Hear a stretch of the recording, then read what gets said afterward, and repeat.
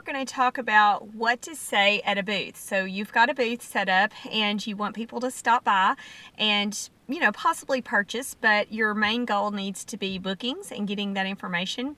I'm in the car today. I don't know why everybody does car videos, but I didn't want to be left out. So I thought I'd do a car video, give you a little bit of variety instead of just seeing my office every time. So you want to have some sign-up slips for them to fill out, and you can customize it to the event.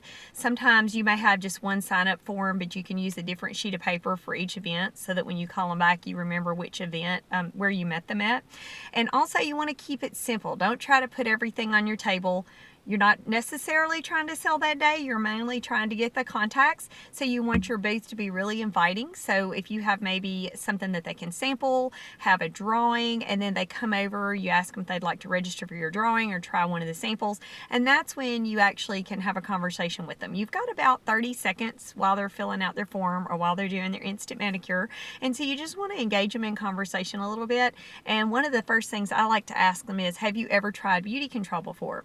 Because if they have, they know what a good product it is. And if they have, that's probably why they came over to your booth, because when people have tried our product, they know how good it is. So when they say, yes, they've tried it before, I get really excited. So I always like to make sure to ask them if they have a consultant, because if they do, I sure don't want to try to take them from anyone else. So if they do have a consultant, then what I usually say is, well, I'm glad you have a consultant. I can show you what's new.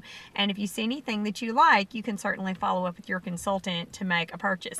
But if they've never heard of beauty control, then I just give them a little introduction and say, we have all kinds of products, from head to toe, everything from shampoo to skincare, anti-aging, makeup, and bath and body products. And we like to share that by letting people try the products. And we can do that either in a one-on-one setting, or you can get some girlfriends together and come over and do a party, or I can even come to you. So just kind of engage them in conversation. Don't monopolize. You're not trying to talk for 3 minutes straight. One of the great things about what we do is we get to help people find solutions to issues that they have, whether it's they're stressed or they need makeup tips or they need help with their skincare, and you don't know what they need help with if you don't listen. So just engage them in conversation, ask them if they've heard of beauty control. That's always an easy way to start the conversation. And then just, if not, tell them a little bit about it. Now, if they do say they've heard of beauty control and they don't have a consultant, then I usually like to ask what their favorite product is or how they heard about it, and just basically engage them in conversation and just kind of go from there. You can have all kinds of specials and booking tools or whatever, but I always like to write notes about that person. So after they've had the conversation and they've walked off, I usually take the slip and I turn it over on the back and I'll write down pertinent information, like if we have a contact through our children, or she works at a certain place. That way, when I do make the follow-up calls, I remember who that person was, and it just makes it more personable when you can recall that person in your mind. And you always want to make sure that you follow up within 48 hours, because if you wait a week to call that person back, they've forgotten about it, they're not as excited. It makes you look kind of unprofessional. If I meet someone on Saturday and I call them on Monday or Tuesday, then they know I'm serious about my business. So you just always want to call and follow up and continue the conversation a little bit from there. But that's just a great way to engage them. And also, I never sit when I do a booth. I don't even take a chair.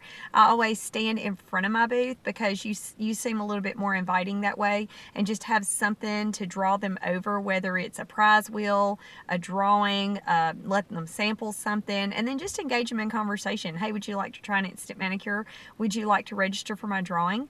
And just stand there with a smile on your face, and just know you're going to have a lot of no's and you're going to have a lot of no thank yous, and that's fine. Do not be offended when someone turns you down, because the more no's you get, the more yeses that you're going to end up with. So a no is actually good. So you may have to ask 10 people before you get one.